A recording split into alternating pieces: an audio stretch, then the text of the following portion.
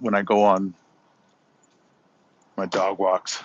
That's when I get my freedom here to actually say what I need to say about boxing. Or if you hear me on a space, most likely I'm doing that. But I need to talk about Inoue versus Fulton because it's just the importance of this fight and the fact that we're getting it, and the fact that both of these guys think they're the best in the world and they want to prove it, and they have no issue proving out that they're the best in the world. They have no issue finding out the truth of who actually wins that fight. It's just it's great boxing, and we don't get it often. And it seems like we're going to get big fights this year, but this one is just the importance of this one. I don't know if you're going to find one more important this year or in a while of how important this fight is to determine really. And people saying like, if they don't know they have Fulton in their pound for pound, well, you better be ready to have him in your number one. Even if you don't have him in your pound for pound, you better be ready to have him in your number one if he wins that fight. Because I have him in my top, I believe top six, top seven. He'll be number one if he beats Inoue. And I don't know how you make an excuse that he's not number one if he beats Inoue. So that it's funny because people say arguing like, oh, overrating him or all these things. And it's like, I don't know. We're not seeing the performances he's putting on. Do you not see him putting a schooling on Roman? Do you not see him beating Figueroa at his own game?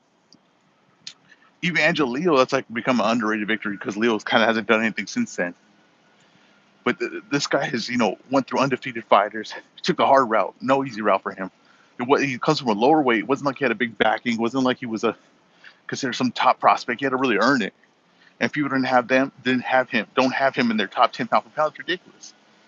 It's just basically just going off of name power, just going off of the fact that you just don't want him in your pound for pound. That's just honest truth, or you're just not paying attention.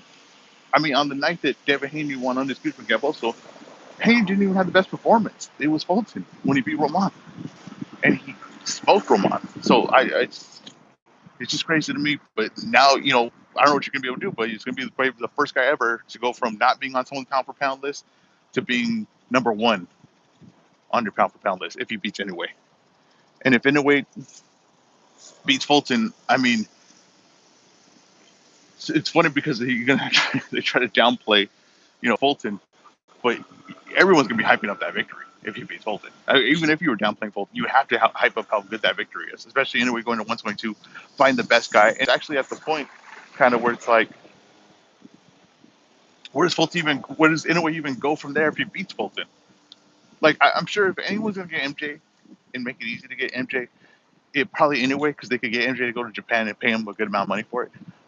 But if he beats Fulton, it's like I have no doubt in my mind that he's the best at 122 pounds at that point.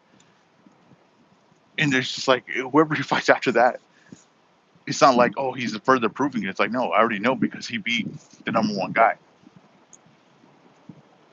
I can't wait for this fight. I can't wait to see what it looks like.